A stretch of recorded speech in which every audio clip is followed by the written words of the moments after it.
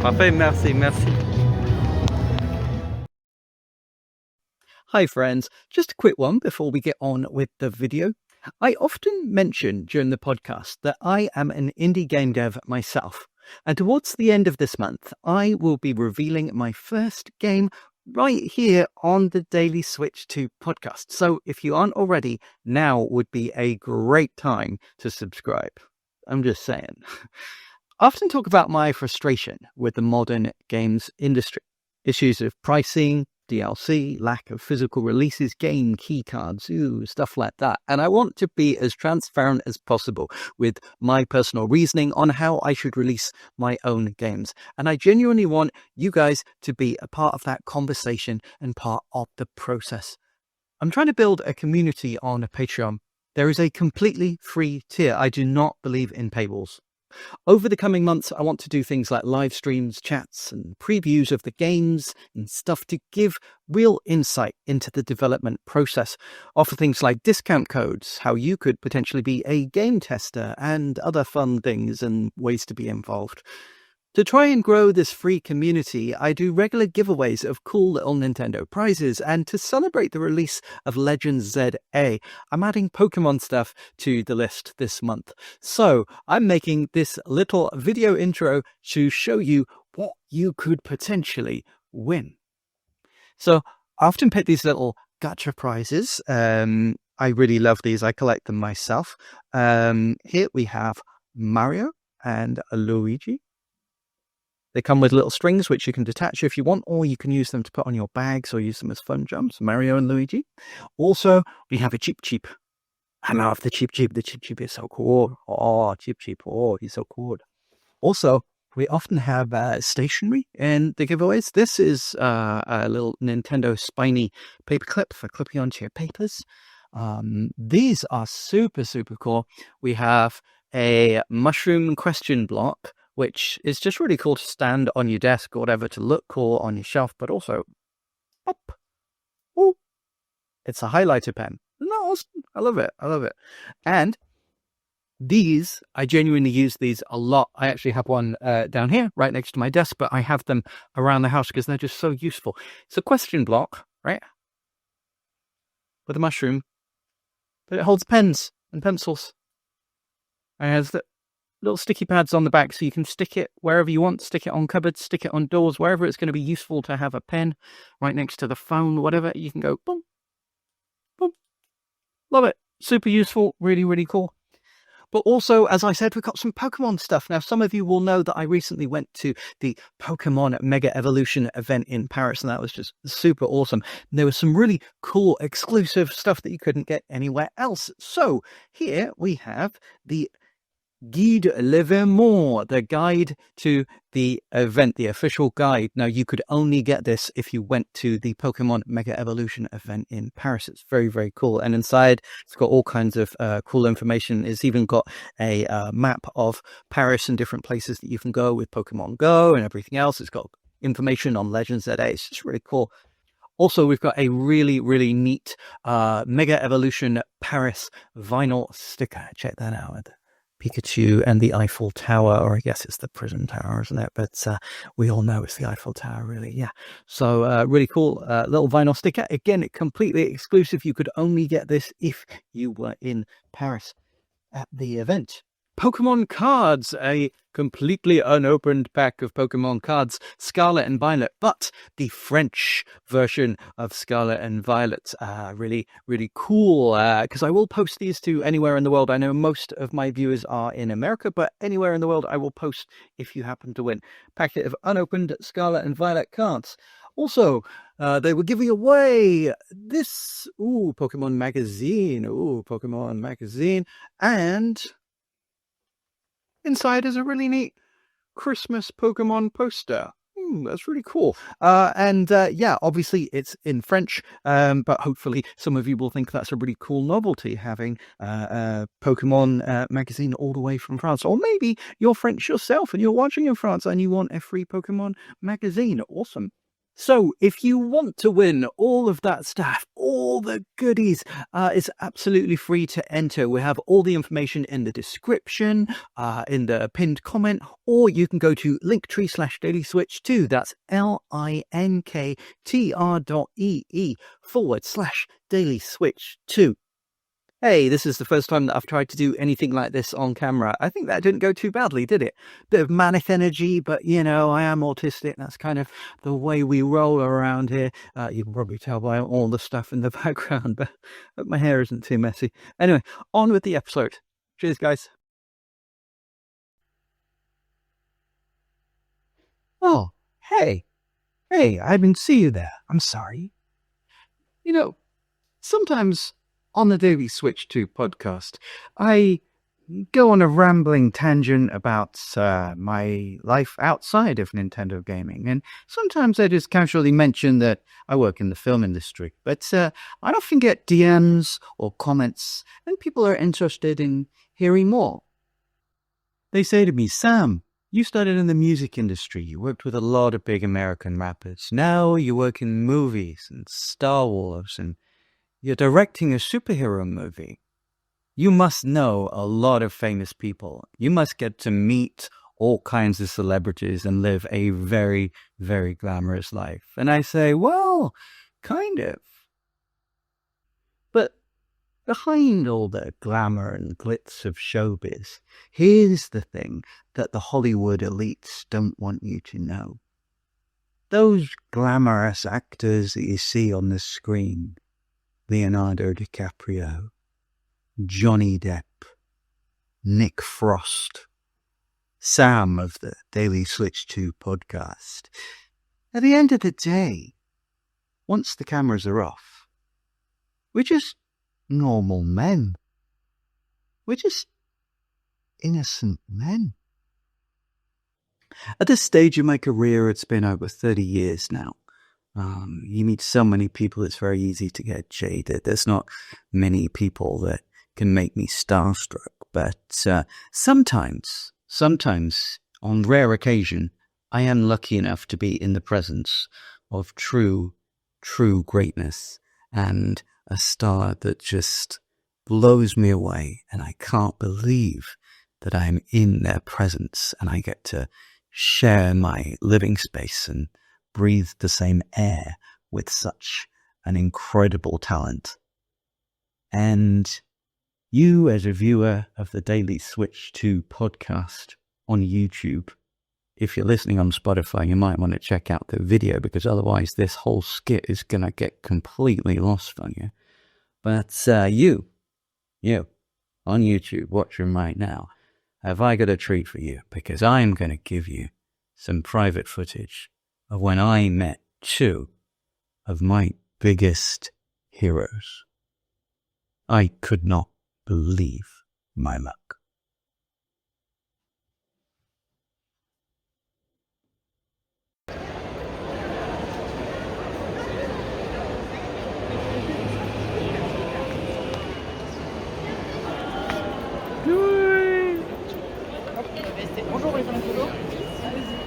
Bonjour, Pika.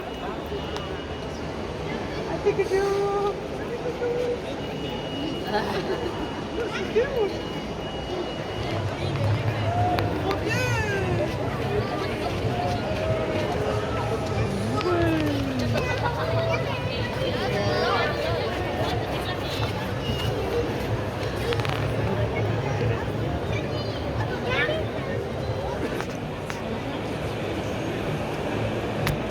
Merci.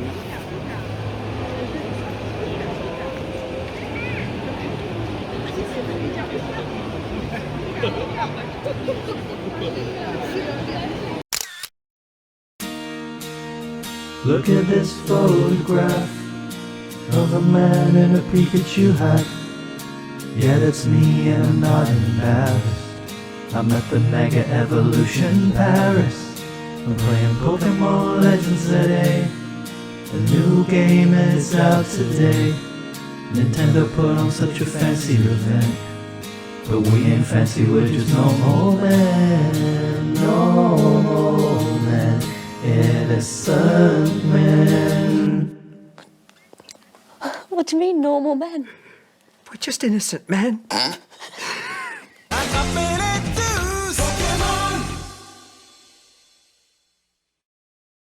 Okay, overindulgent, silly fun intro over, and now for an overindulgent and silly musing on the game itself.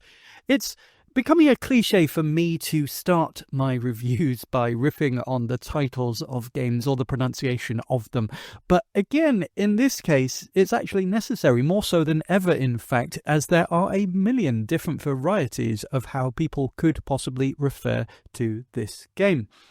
I'm not going to bother saying the Nintendo Switch 2 edition part in this video.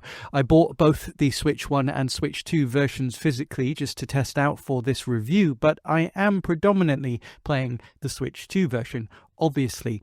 I'll leave a portion of the review to talk about the differences, but in general, it's the same game, it just runs much, much better on the Switch 2. If you only have access to the Switch 1 and you can put up with a lower frame rate and resolution, all my positive comments about the game will apply to the Switch 1 version as well. But if you do have access to a Switch 2, I would strongly recommend that you play it on that. The real pronunciation debate will be about the main title. There's so much variance. Even just for the franchise itself, Nintendo themselves have never fully settled on whether it's Pokémon, Pokémon, etc. Often it depends on what country you're in. The Japanese intention would presumably have been for Po rather than Po, as it's a portmanteau of pocket monsters.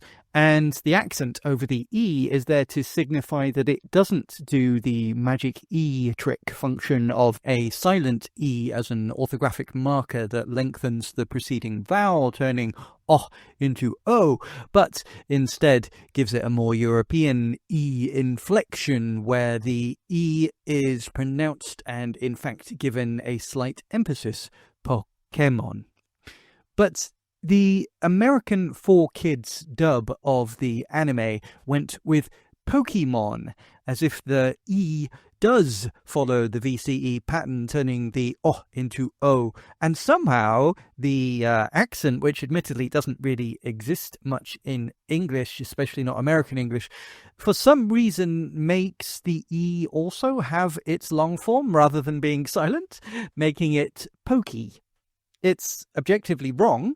As far as I know, no language works like that. But the anime is popular enough that to generations of kids, that is how you pronounce it, Pokemon. And while many in Europe and Japan still call it Pokemon, many have at least adapted the lengthened O. So it's mostly called Pokemon or Pokémon.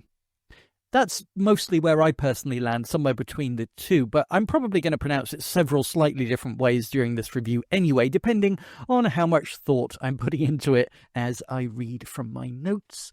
Of course, again, depending on what country you are in, will depend on how you pronounce the letters. I guess for Americans it's Z-A. For most Europeans, it will be Z, not Z, and the pronunciation of the A will also change depending on your country of origin. I'm British, so naturally I lean towards Z-A. Similarly, some countries won't pronounce the S of legends, making it sound like a single legend rather than a series of them. And again, there's that pesky question of whether to use an accent or not on the E of legend. If it's not obvious from my accent, I'm British, but some will have noticed that in my thumbnails I often use the French version of the logo and not the English, because this is a distinctively French Pokemon game, and that's part of its unique appeal as far as I'm concerned. If I had my way, I'd probably refer to the game as Legends Z-A, comme d'hab pour les Français, n'est pas? Mais je pense ça a l'air superficiel pour mes abonnés américains et britanniques. Sorry, couldn't resist. So yeah, for me, it's probably Pokémon Legends Z-A. And I'm playing on a Switch 2, but I'm damned if Nintendo will make me say Nintendo Switch 2 Edition every single time. And I still object to the superfluous extra text making each piece of game cover art and each Switch 2 game spine look more cluttered and ugly. Sigh. Some of you will know that I'm an indie dev myself, and literally in the last week, I've been working on the cover art for the prototypes of the Switch 1 and 2 versions of a new game I'll be announcing at the end of this month. Exciting times. If you want the scoop on that, dev diaries, exclusive previews, physical edition pre-orders, discount codes, etc., subscribe, and all will be revealed before the end of this month. But unless Nintendo will actively force me to, through some strange policy, I actively refuse to include Nintendo Switch 2 Edition on the box art for the Switch 2 version of my game. It's obvious that it's the Switch 2 version because of the blooming great big Switch 2 logo on the cover and spine. I really don't understand the logic in all of the extra superfluous text ruining the pretty box art. I spent over a month drawing, painting and perfecting the box art for this game, and several weeks making variants of it for the different boxed versions, collector's editions, manuals, posters, etc. Why would I want unnecessary text in a generic font overlaying it?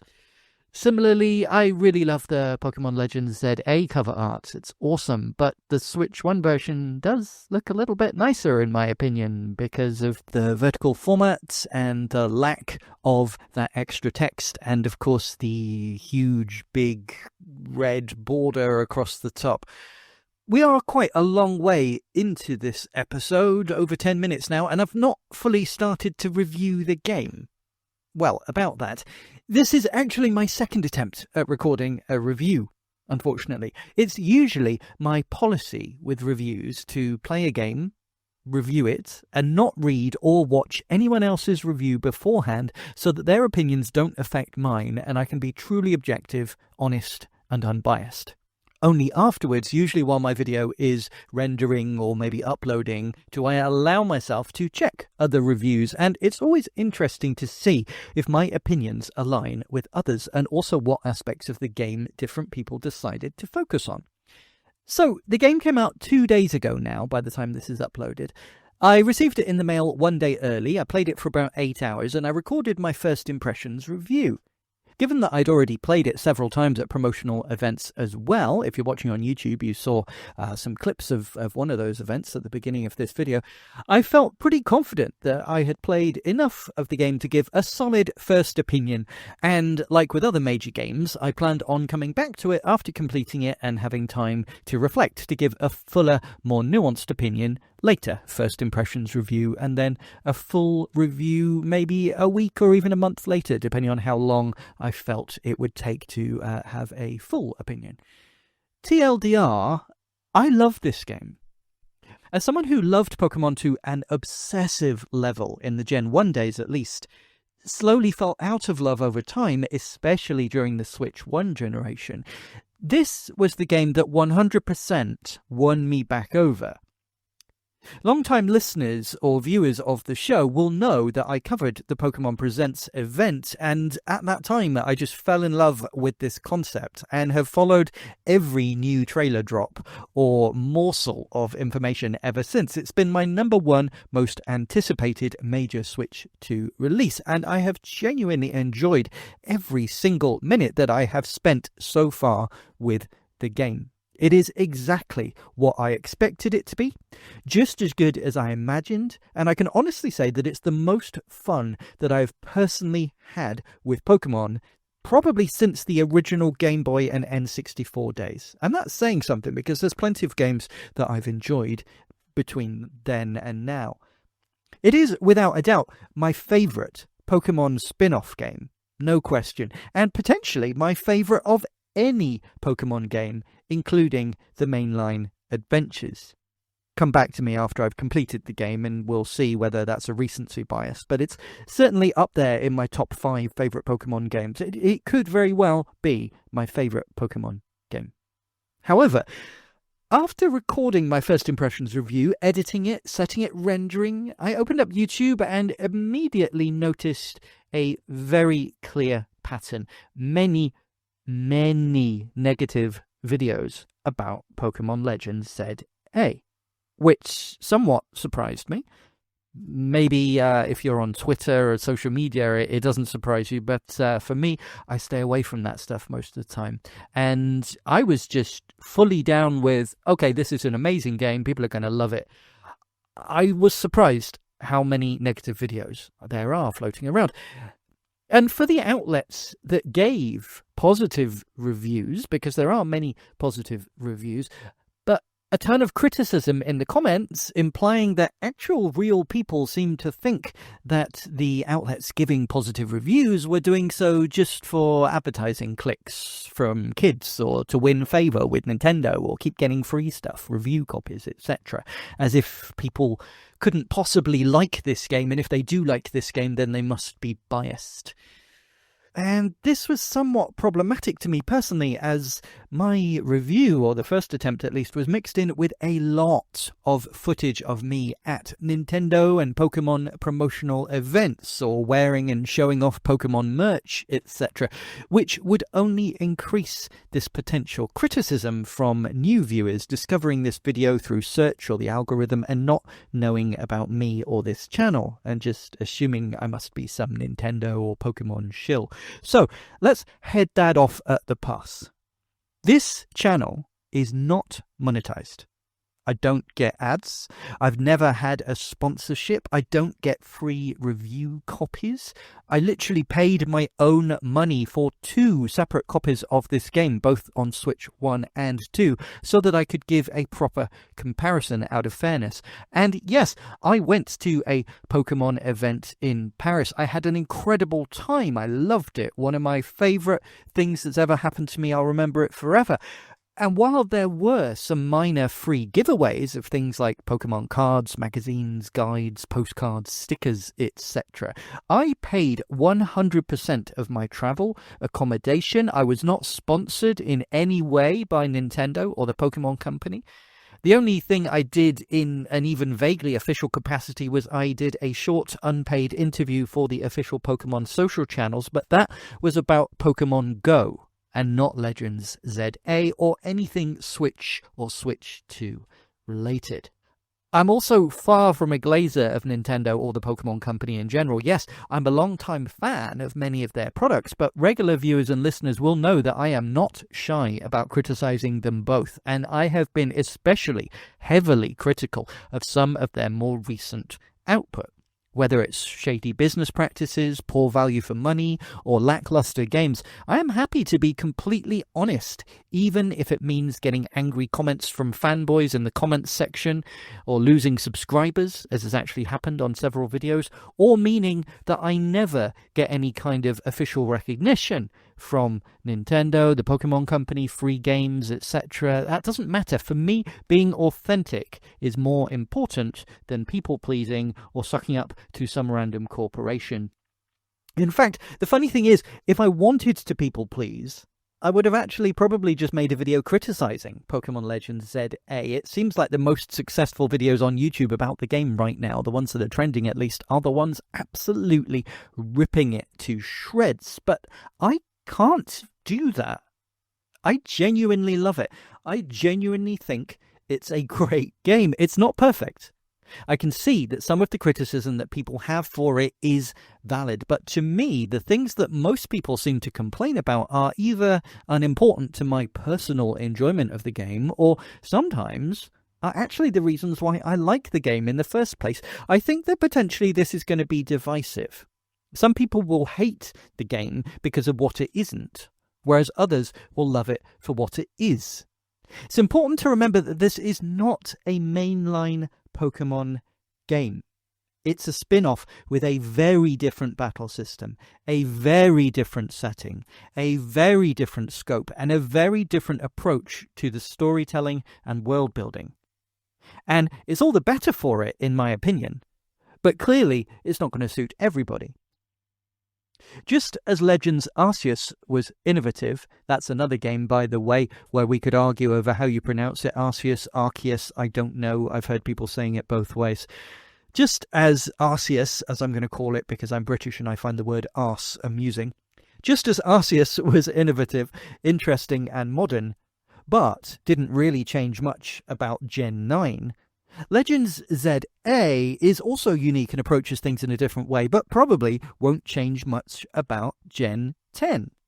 So if you don't like Z-A and it makes you fearful for what will happen with Gen 10, I don't think you should be, because Arceus didn't change Gen 9 really, did it? I think there are things that we can learn from Z-A and see potential directions that Game Freak and Pokemon Company might go in the future. But after playing Legends Z-A, I am genuinely looking forward to Gen 10. I think there's a lot of potential, mostly because we can now at least see how a Pokemon game will run on the Switch too. But I'm highly skeptical that I will personally enjoy whatever Gen 10 holds as much as I do Legends Z-A, because it's very different and appeals to different tastes. This is a small, weird, highly focused experience that feels almost personally targeted to changes that will appeal to me specifically. I can call it now and say that this is likely to be my favourite Pokemon game ever, and no future games will ever feel quite so tailored to my own personal specific tastes as this one. But I can also see that it will be a Marmite-style love it or hate it kind of affair, and because it is so different and missing some major aspects of previous games that people enjoy, many others won't like it. And that's okay. My initial reaction to seeing all the negativity was more like a knee-jerk overcompensation. My inner fanboy came out somewhat temporarily. But even when being calm and taking a step back, there are definitely a lot of channels just grifting on Nintendo hate at the moment, knowing that for various reasons it's currently popular to criticize Nintendo, the Switch 2, the Pokémon Company, the pricing of video games and video games hardware in general. People wanted to hate this game from the start. People were always going to criticize it, and they never intended to give it a chance. Some of the most viral videos about this game right now are actually from people who fully admit that they haven't bought the game, they haven't played it, they're just boycotting it, or they're watching videos of it and just talking crap about how bad they think it looks, or how overpriced they think current Nintendo things are, or talking about the DLC, etc. And I have covered that in other videos already. Trust me, I will get to all of those considerations, and I have given my fair share of criticism in those kinds of directions in previous videos. But when taking the game for what it is, just literally what you can go and buy in the shop right now, you pay your money, you take your chance, at face value, we're not just talking about what it should have been, what it should look like, what it should cost, ignoring all of that, playing the game and giving it a chance to make its own impressions, it's still my overwhelming opinion that it's unavoidably a well-designed game that is fun to play, experiments with, and evolves, no pun intended, traditional Pokemon tropes in really interesting and quite unique directions. And I think it's probably the most successful attempt at a Pokemon spin-off game that has ever been released. But then again, the second most successful attempt at a Pokemon spin-off game that has ever been released, in my opinion, is Legends Arceus. So clearly, to my taste, I like the Legends games, TLDR. And this is where I started to take the complaints that people had a bit more seriously, especially those who weren't clickbaiting influencers or people who just want to pile on Nintendo in the comments to farm negativity clicks and likes, but rather those who were big fans of Legends Arceus, but are disappointed with Legends Z-A by comparison.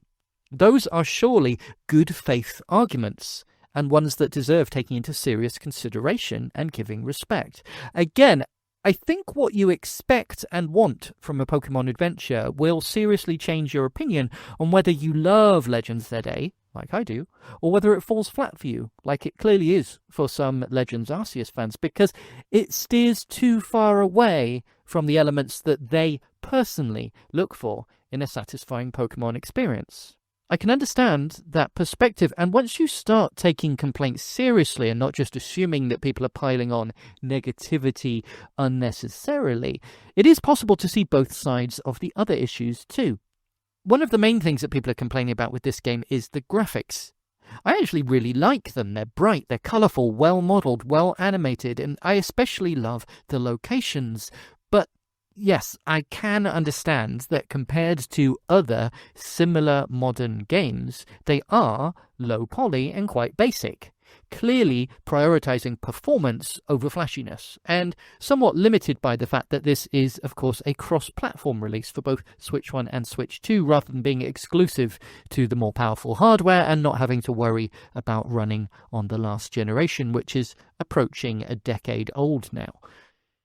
So yeah, I cancelled the upload of my first attempt at a review in order to not be completely blinded by how much I personally enjoyed the game and better consider whether all the criticism is valid. I also wanted to play it for longer and complete the main campaign to get a more rounded view and take into consideration some reviewers' complaints that I've seen of a lack of variety in the locations, etc. as the story progresses.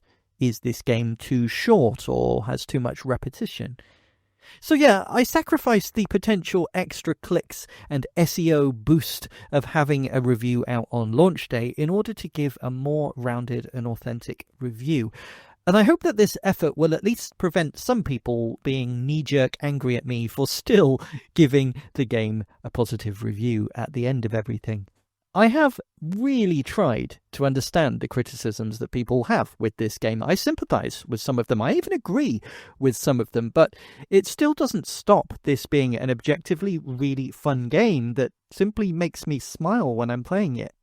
I love it, and I don't think that I should feel ashamed or afraid to admit that I love it. And if you love it, you shouldn't too. In fact, I hope that this review will be one that other people who also love this game will enjoy. But if you don't like the game, or are just mad at Nintendo, or are hate-watching, hoping to find negativity, I hope that at least this new second attempt at reviewing the game will be a bit more balanced, nuanced, and at least consider the negatives rather than blindly praising the stuff that I like. And if you appreciate all this extra effort in the name of authenticity at the expense of more views, you can always leave a like, a comment to help the algorithm, subscribe if you haven't already. Hey, you could also leave a super thanks or join the Patreon. I would really appreciate that, but there's never any obligation and no paywalling of content. There's even a free tier with monthly competitions and giveaways of official Nintendo prizes, and this time that also includes Pokemon-related stuff, including Pokemon cards, magazines, posters, some promotional items from the Pokemon Mega Evolution event in Paris. By the way, if you want to know more about that event, I will be uploading a separate vlog later this week. Other than the quick fun preview at the beginning of this episode, it didn't really seem right to include all the footage as part of a Legends Z-A review. It's more like a separate addendum, and it wouldn't really work for those listening on Spotify or other audio platforms anyway. So again, make sure that you're subscribed on YouTube if you want to see that vlog of that event. It really was very cool, and because it was in France, there aren't very many English language people who covered it. Links to everything, including ways to watch, listen, and support me and the show are at linktree/dailyswitch2. That's linktr.ee/dailyswitch2. Thank you in advance. I hope to see you there. So let's tackle that first major criticism that people are having. Regardless of how much fun the game is, how cool the setting, or how unique the story, how many new gameplay features, the biggest thing that people are complaining about, especially those clickbaity channels who haven't actually played the game but are farming clicks by crappy on it, are the graphics. It's somewhat of a meme that people describe the game as looking like a Dreamcast or GameCube title, and this is an area where I can see both sides. To me, that description is actually far from an insult. It kind of makes me like the game even more. Many GameCube and Dreamcast games are literally my favourite gaming aesthetic for 3D games. Crisp, colourful, smooth, arcadey, cartoony, nostalgic and fun. This game gives off vibes of Sonic Adventure, Crazy Taxi, Mario Sunshine, Double Dash, but now in widescreen and in crisp 1440p or 2K, while maintaining the all-important 60 frames per second. I guess I'm somewhat biased because I love modern retro-style games. In fact, that's what I make myself as an indie dev, although most of my games are pixel art 16-bit style games a la Sonic Mania or Stardew Valley, but just as with those games, they evoke the feeling and aesthetic of how you remember the old games being, but actually as modernized versions that are more colourful, more detailed, and run smoother at higher resolutions. That's what we have here, but in 3D. I can totally see how, when looking at these graphics or playing the game, you get vibes of the Dreamcast or GameCube era. Totally, yeah. But it's how you remember those games looking, not how they actually were. It's a similar style, sure, but actually couldn't have been possible on the older hardware. It's nostalgic, but modern. It actually reminds me a little bit of the discussion around Balan Wonderworld when that game came out. Now, don't get me wrong, there are many crazy decisions that were made with the gameplay and design of that game to the point where it feels fundamentally broken in some areas. I'm not claiming it's a good game, but from a graphical aesthetic point of view, I actually loved how it looked like how you remember a title like Billy Hatcher being, for example. Again, many compared its aesthetic to a Dreamcast or GameCube game, but to me, that was a good thing rather than an insult because it evoked the nostalgic vibes whilst actually being more modern and technically impressive. Now, don't get me wrong, with Legends Z-A, I can totally see areas where the graphics could have been improved. Of course, this is a good 20 years of hardware improvements later than the Dreamcast or GameCube after all, and I understand that other modern games in a similar genre like Power World or the new Hoyoverse game Honkai, is it Nexus Anima, I think it's called. Anyway, so some of them have areas of their graphics which are far more technically impressive, and Nintendo's own first-party Switch 2 output often looks significantly more impressive too, especially DK Bonanza. But for me, it's partially a matter of taste as to whether more technologically impressive graphics are in fact always better. I'd argue not. Personally, I feel that some games that people claim look better have a distinctive air of Unreal Engine 5 fan demo, Nintendo hire this man now kind of thing. Like, okay, there's a ton of shaders and the trees and grass have realistic physics or whatever, but it just looks all stock and bland, whereas Legends Z-A has an aesthetic that shouts video game from the top of its lungs, rather than trying to look photorealistic or having RTX reflections and shadows on everything. Given that this is a cross-gen game designed to run on both Switch 1 and 2, I think this looks simple, yes, but consistent with its own visual style, and I think the visual style that they've gone with is very appealing. But the biggest consideration should not really be to compare this visually to other games, but more to recent Pokémon titles. This is the best looking 3D Pokémon game ever, and on Switch 2 at least, it runs buttery smooth and at a far higher resolution than most games, even on beefier hardware, like the PS5 or Series X. Personally, I think that the compromises made are totally fine, but as I said, there is room for improvement, and I hope that for Gen 10 they move to switch to exclusivity and therefore manage to keep this exact same aesthetic whilst increasing the draw distance and poly count a little. Now, to be fair to people complaining about the graphics, is there an argument that the Pokémon Company is significantly behind in optimization or tech for 3D games when compared to other development companies at a similar level? Yes, absolutely. There's one that I've actually made many times. Back in earlier generations, I complained that they stuck with 2D sprites for too long. I've basically been asking for a full 3D Pokemon RPG since the days of the GameCube and the original DS. And we've never really gotten it as far as, a full free roaming open world goes. Gen 9 was probably the closest that we've gotten so far, but not really. And the performance was really bad on the Switch 1. As I said before on this show, I bought that game. I was looking forward to playing it, but then I found the frame rate issues, extreme pop-in, etc. just made me not want to play it. It wasn't fun for me. Of course, those games now run much better on Switch too, and I was actually looking forward to finally giving them a proper chance. But then, when I saw the previews for Legends Z-A, it appealed to me so much more, and I decided to wait and play this game instead.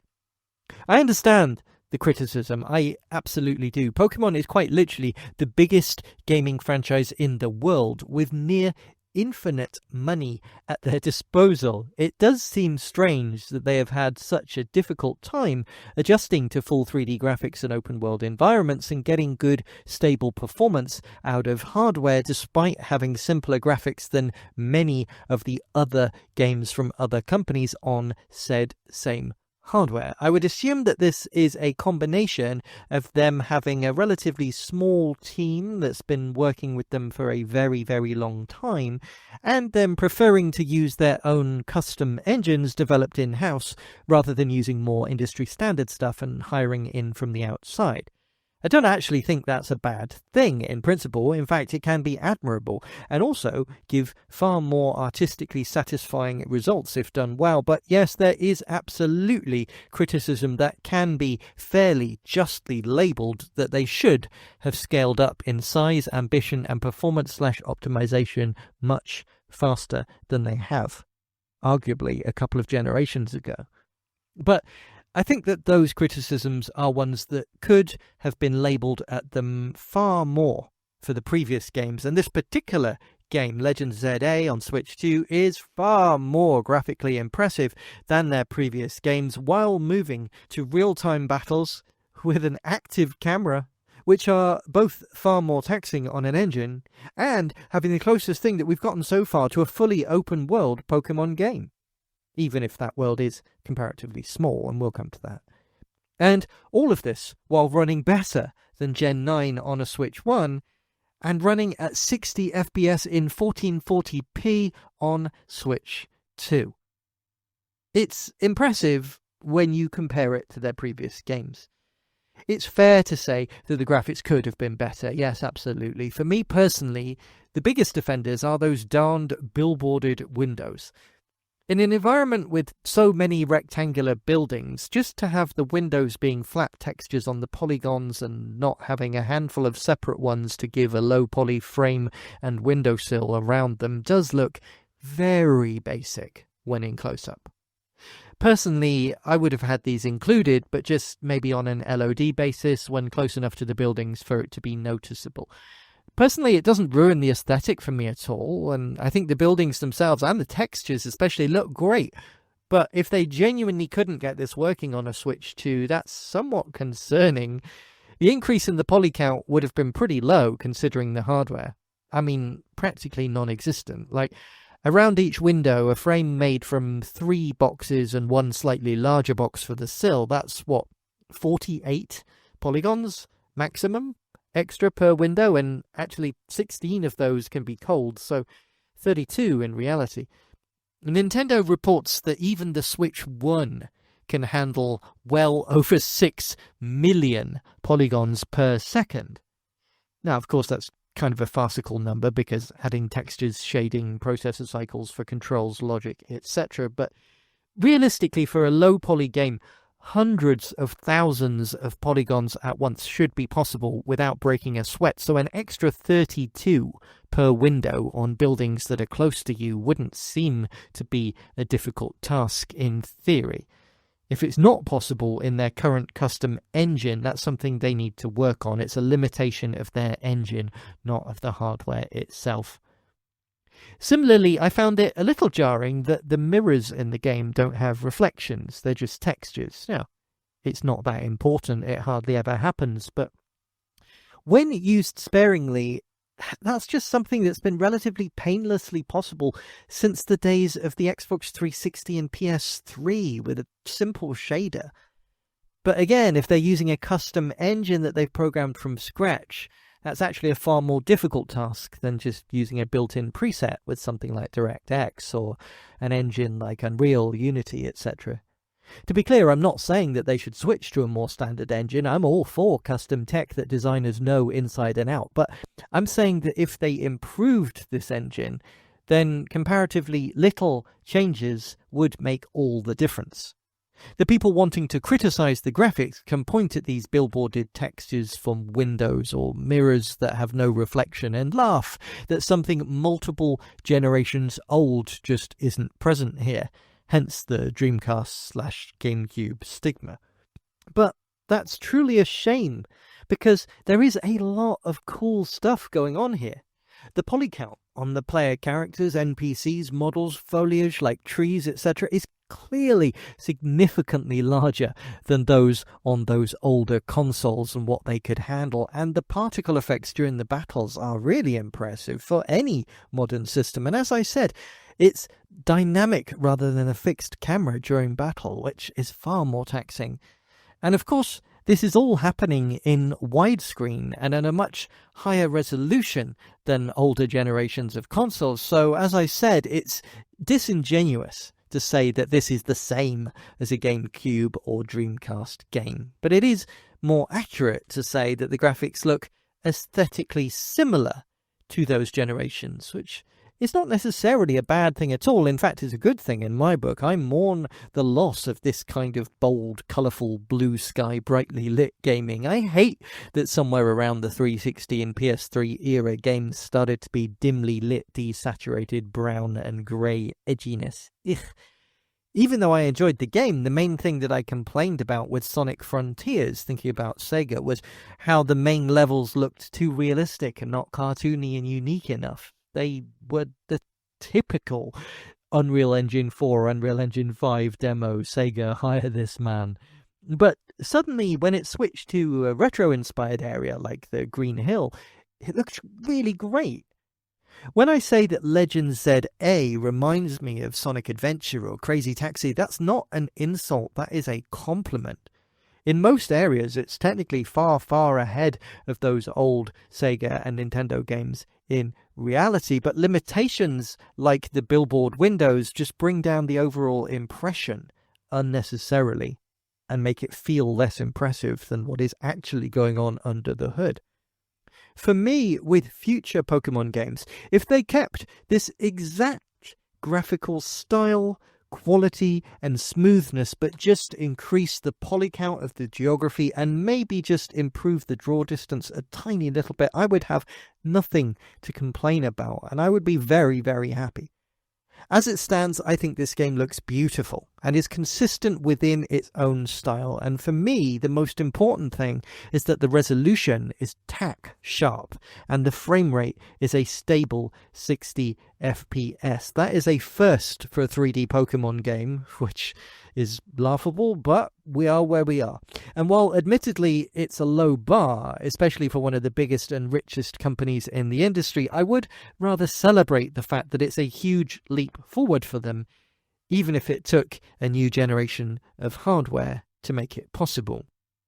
I had a previous commenter on one of my Pokemon videos. I apologize, I can't say what their name was because I think they deleted their comment because too many people were responding to it. But they said that in their opinion, the problem is actually that 3D Pokemon graphics have basically stayed the same since the N64 Pokemon Stadium games and just basically upped the resolution and poly count with each generation, whereas many modern anime games nowadays are actually able to look more like interactive cartoons. They said, imagine what it would be like to have the battles in a Pokemon game look like they actually do in the anime, and I admit that that would be extremely cool. Many RPGs nowadays do a pretty decent interpretation of anime-style graphics with 3D. The recent Dragon Ball Sparking Zero fighting game is impressive, and I recently did a mini preview of a Japanese exclusive Switch 2 game based on the Shinepost franchise that honestly does it well enough that in certain freeze frames you would easily believe that the freeze-framed 3D models were actually custom 2D manga drawings. While I strongly disagree with the people that want a modern interpretation of a Pokemon game to have photorealistic environments and lighting that use the latest tech to move away from a cartoonish fantasy world to something that looks more real with ray trace lighting, etc. If we went in the complete opposite direction and used the extra horsepower of the new hardware to make something more abstract and more like a cartoon, personally, I think that could be amazing. But again, that would require an entirely new engine from the ground up. And while it may not fit the developer's vision of what they want the games to look like, it's cool to think about. But for now, I'm happy with the Legends Z-A graphics, especially considering that it is the most open-world 3D Pokemon game that we have had so far, whilst simultaneously having the best performance. Of course, that performance is only really worth shouting about on the Switch 2. This is the Daily Switch 2 podcast after all, so I'm going to be talking mostly about my experiences with the Switch 2 version. Long story short, though, if you don't have a Switch 2 yet and you want to play this on the Switch 1, it is the same game. It's basically identical. It just runs worse. 30 frames per second rather than 60, a noticeably lower resolution, more frequent pop-up and some frame drops, and longer load times if playing the Switch 1 version on a Switch 1. The Switch 1 version load times do speed up a bit if you play it on the Switch 2, but why would you do that? Frankly, that kind of performance is what you would expect for a Pokemon game on the Switch 1 nowadays. I actually gave up playing the most recent games for exactly that reason, as I said. It's one of the reasons that I was specifically really looking forward to getting back into the series on the Switch 2. It's just a smoother and more pleasant experience. However, from what I've played, I do think that the Switch 1 version of Z-A does play better than Gen 9. I tried it on my Switch Lite for a couple of hours, and I also briefly tried it docked on an OLED, and I can imagine that if it was the only version that I had, I would stick with it and enjoy my time with it rather than giving up like I did with Gen 9. It's not a bad version of the game by any stretch of the imagination. If it's all you can play, you will enjoy it on the Switch 1. It's just that the 30 FPS is a major downgrade from 60, especially for this type of game. Less important is the resolution. It looks nice and sharp handheld on the 720p Switch 1 screens, but when playing docked on a large modern TV, the Switch 2 version gets a boost to 1440p or 2K. I have a feeling that it might be 1080p being upscaled, but so far I haven't noticed any egregious issues with artifacting or mistakes. It just looks much, much sharper. Though, as I always say, when in handheld, it's kind of 6 of one and half a dozen of the other. 1080p is a higher resolution, but the ghosting of the Switch 2 screen is much worse than on the Switch 1, especially the OLED. On the OLED, you could argue that it looks maybe a bit sharper when moving. Another difference is the colours. For whatever reason, the Switch 2 version is more colourful in the saturation, and this is strange, because I don't think it's a result of HDR, as my TV doesn't actually support HDR. So that makes me question why the colours and contrast would pop more through the Switch 2's output than the Switch 1 when docked. It's not that the colours look bad on the Switch 1 while docked, but they do look noticeably better on the Switch 2, or certainly brighter, more saturated. The textures look higher res too, though this might just be upscaling, or the fact that the main rendering resolution itself is much higher. I don't imagine they're brand new, redone textures. I'm pretty sure this is exactly the same game, just with a performance patch. So, is the Switch 1 version bad? No, in fact it's a commendable improvement over previous Pokemon games on the system. But if you have the choice, play it on Switch 2, especially when docked.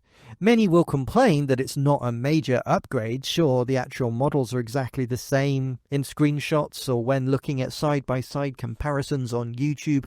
You could legitimately do the "they're the same picture" Pam from The Office meme. Yes, fair enough, let's all point and laugh. But 60 FPS is a huge upgrade in my opinion, especially in a game with a constantly moving active camera. And at least when playing docked on a big TV, the extra resolution, sharper textures and better colors mean it's a much nicer experience. Handheld, it's less noticeable, but still 60 FPS will always feel immeasurably nicer when playing a game such as this than 30 FPS. So, the question will inevitably come, if you don't currently own a Switch 2, but you are a big Pokemon fan, is this game worth the $500 or so to upgrade? Probably not. You can play essentially the same game on your Switch 1, and you will enjoy it and have a very good time. But if there are other Switch 2 exclusives that you have your eye on, you certainly will have an even better experience with Pokémon Legends Z-A on the Switch 2. I think if this had been a system-exclusive game, far more people would be buying a Switch 2 in order to play it. Yes, I think this game is good enough that to some people it would have been a system seller. But as it stands, your experience on Switch 1 will probably be good enough, and you can always upgrade to the Switch 2 version at a later date, which is nice. And that brings us neatly to the issue of pricing. Now, here is where I will happily criticize Nintendo. The Switch 2 version of the game is $70, while the Switch 1 version is only $60. On the one hand, this is sort of good news when compared to recent Nintendo pricing. Don't forget the Galaxy 1 and 2 on Switch 1 was $70, whereas the previous standard price for a Switch 1 game was $60. And also the standard price for a Switch 2 game seems to be $70. So Nintendo basically increasing the baseline for Switch 2 games by $10 is standard. I'm glad that they kept the Switch 1 version at $60, but this alleged Switch 2 version of Legends Z-A has precisely 0 extra content. Literally none. It is just a performance update. A very nice one, yes, but a performance update nonetheless. And previous performance updates with no extra content have been free. So this could have definitively been seen as overcharging if you consider this primarily a Switch 1 game that just runs better, rather than a Switch 2 game which runs worse on the Switch 1. So it depends how you look at the game. I'm on the fence. For Switch 2, I'm glad it's $70 and not $80 like Mario Kart, or some of the other Switch 2 edition games. And yeah, I'm glad they didn't artificially increase the Switch 1 price like they did with Galaxy 1 and 2.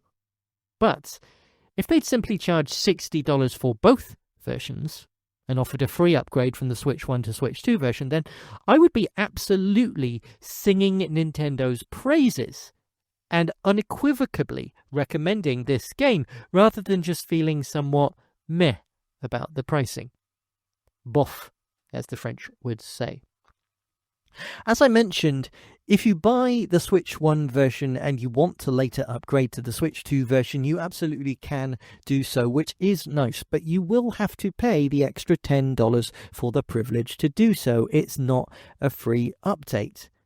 So this is only worth doing if you don't yet own a Switch 2 and want to play the game first on Switch 1, but then have the option to upgrade later. If you own a Switch 2, I would absolutely not recommend saving, in inverted commas, your $10 to get the Switch 1 version. The step down in visual quality just is not worth it. With that said, you will get better load times when playing the Switch 1 version on a Switch 2, as I said, but you will be artificially capped at 30 FPS still, despite playing on the stronger hardware that doesn't need to be so much slower. So, yeah, the pricing, it's not great, but it's far from scandalous, and it's not the worst that Nintendo have tried to pull with this generation so far. And do I feel like this game warrants $70 of value? Yeah, I do, actually. It's a great game. Lots of replayability. As I've mentioned many times so far, I really do like this game. But overall, do I like Nintendo's insistence that this new baseline price for a full-priced game on the new hardware is $70? No, I hate it, but that's the fault of the Switch 2 in general, not of this specific game. So it would be unfair to judge this particular game on a policy that affects almost all first-party and many of the third-party titles as well, even those on game keycards. I think the biggest factor here in people complaining about the price is actually one of optics. They announced DLC far too early. In what was one of the most disastrously misguided decisions that Nintendo have ever made, in my opinion, they announced DLC for Legends Z-A before the game was released. And also in a bare-bones teaser manner, which made it seem like day one DLC. I guess in a way it is day one, in the fact that if you choose to, you can pay for it right now on day one, but you are essentially pre-ordering, because you won't get the extra content until an unspecified later date. All we know so far is it's, quote, planned for release by February 28th. 2026. Not even guaranteed for release before March. No, just planned to be released before March next year. If they'd waited a few months and announced it closer to the release of the DLC and after the release of the game, it wouldn't have been quite as big a deal. But pushing it this early, essentially asking people to pay extra for an already expensive game, is putting a bad taste in people's mouths, and quite rightly so. And to make it worse, it's expensive DLC, a full $30. I think that might be Nintendo's most expensive DLC ever. $10 more than the recent Bonanza DLC or the content upgrades for games like Kirby or Jamboree, while at the same time we only have the very scarcest of details about what's actually included for the money. We know that a new costume is included, as is a Mega Evolution for Raichu, and there are X and Y variants of both. Plus, it says there's, again in inverted commas, additional story content. Frankly, that could mean anything. If there's a whole new side campaign that is just as long and fully featured as the main story, I'll be happy to pay that. If it's just a couple of missions or some challenges or something, then it's massively overpriced. For now, they are literally asking you to pay the highest ever price for DLC and just doing a trust me bro, it's going to be cool kind of thing without actually telling you what they're asking you to pay for. I have no idea who told their marketing team that that is a good idea. So yeah, I've bought both the Switch 1 and Switch 2 physical versions of this game, arguably paying $60 more than I needed to. But even I am not crazy enough to pay $30 for a virtual product with barely any info or description. That is insane logic to me. If, on the other hand, you feel differently to me and you do feel like throwing an extra $30 to Nintendo right now just out of the generosity of your own heart, because they really need the money right now, turning your $70 Switch 2 game effectively into a $100 day one purchase, even beating out the previous record of Bonanza's $90 bundle, what will you get to reward your loyalty right now? Well, Nintendo very kindly says that you can have the costume right away. Holo X and Y apparel unlocked immediately. You also get gifted 12 Pokeballs, a mix of fast, heavy, level, and lure. In no world is a skin and a handful of Pokeballs worth $30 I love Raichu, and the Mega Evolved versions look really cool, but I'm still waiting on exactly how much of that alleged additional planned story content is included along with them before I can give my opinions on whether the DLC is actually good value or not. But what I can say, without a shadow of a doubt, is that Nintendo should have waited to announce it. It is crazy marketing and promotion decisions like this that is making them look bad and causing so much negativity around them being greedy or out of touch. Again, is this the fault of Legends Z-A or of the devs themselves? No. And as the story content isn't specified yet, it's only planned for release by March next year, it's probably not complete. It's probably still under development, so at least it's not cut content or day one DLC.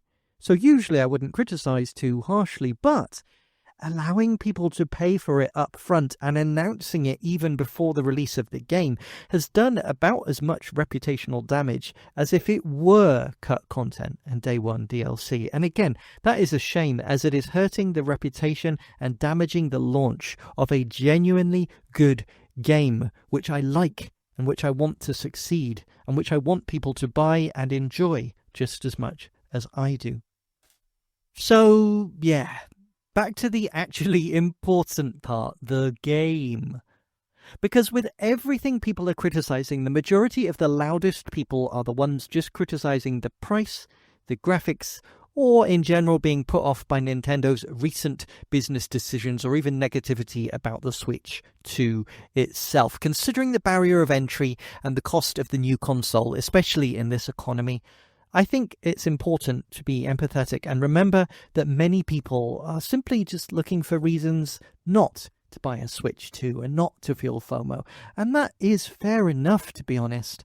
I've been very outspoken in saying that while I personally love my Switch 2, its price is too high, especially when you consider the significant increases in prices for all of the accessories, all of the games, and the memory cards too. For me, I was quite honest in saying that I didn't personally consider Mario Kart World a good enough reason to upgrade to a Switch 2.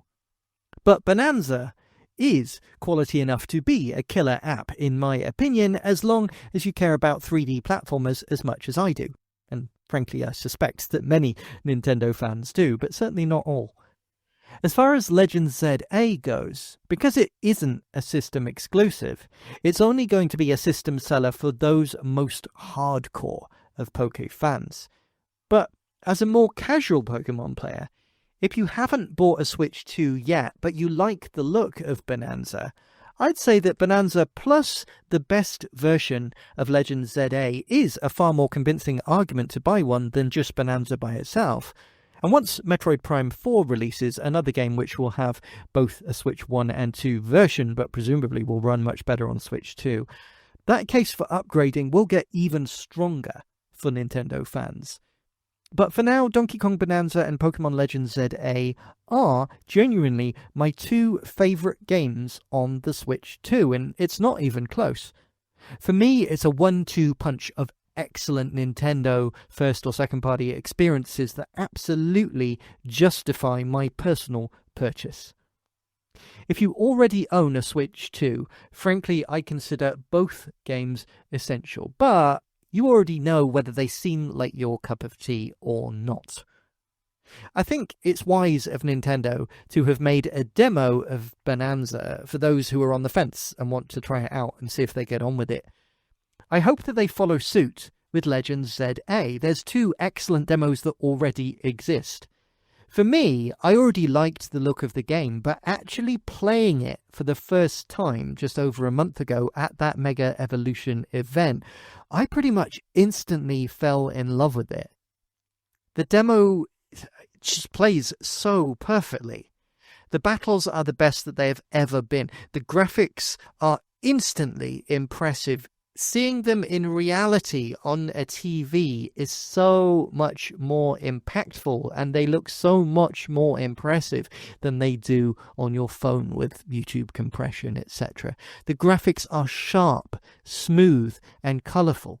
And the setting and the story of this game are, to me at least, the coolest of any Pokemon game so far. Of course, that last point is going to be the crux for many people. Some people are instantly put off by the idea of a Pokemon game that is just set in a single city.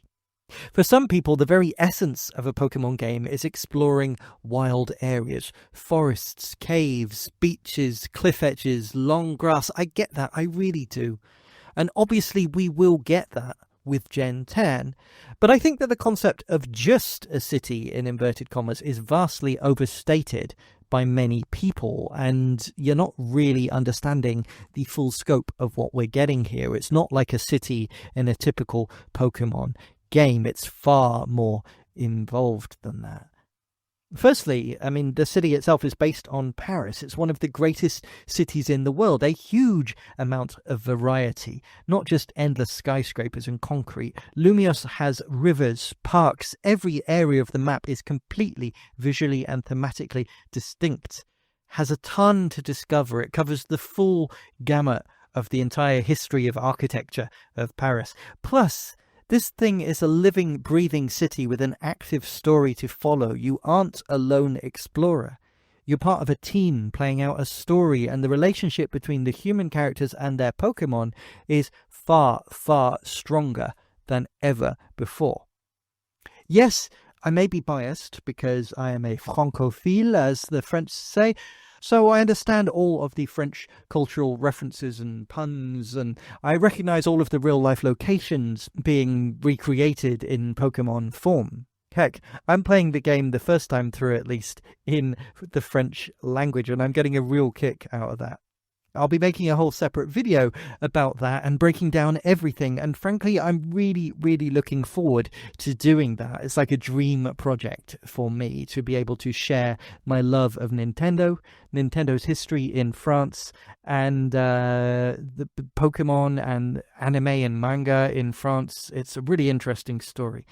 But I think that even if you feel completely uninterested in the French connection, just having a more urban, story-based, team-based Pokemon RPG happening in a bustling city with a distinct day and night cycle, actual relationships evolving with the other human characters rather than just the usual NPCs with only a single line of dialogue each. It's a huge change and a step up for a Pokemon game. It makes everything feel far more real and consequential.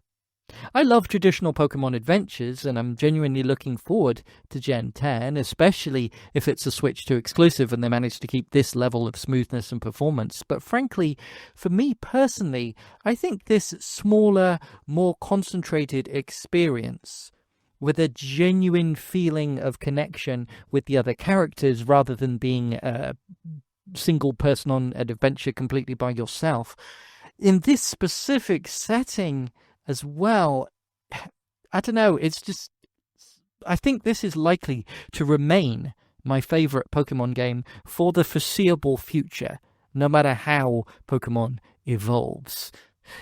Pun semi-intended. There has been a lot of negativity in this episode precisely because I was taken aback by the reception that I saw from other people.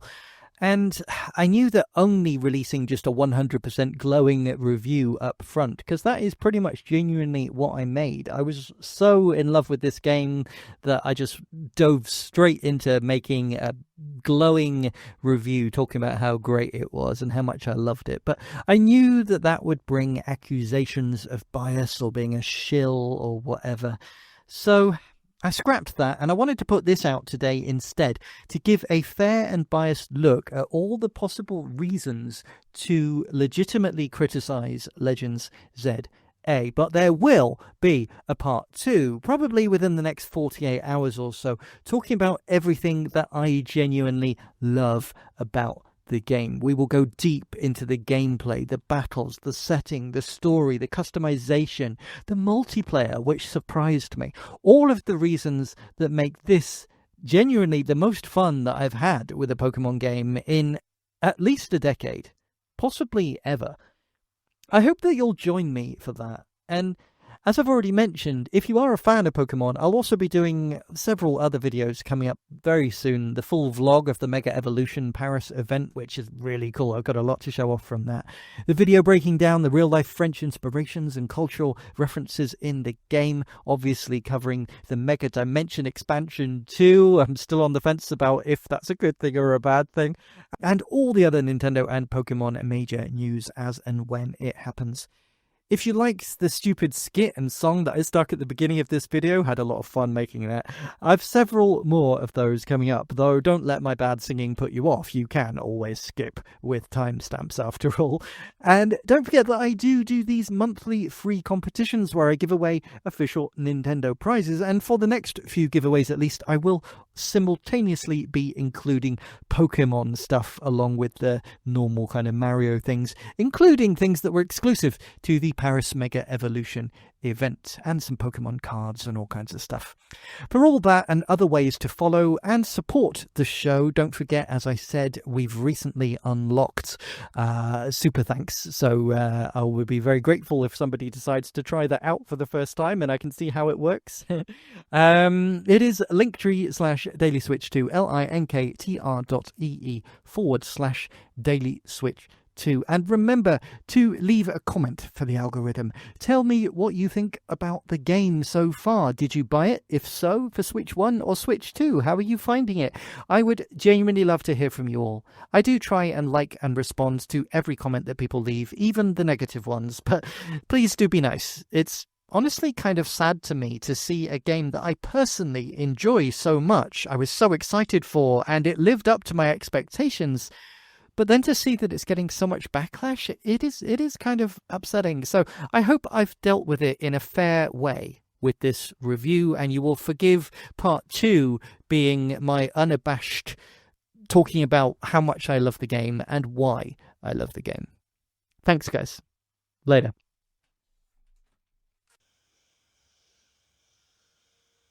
Look at this photograph of a man in a Pikachu hat.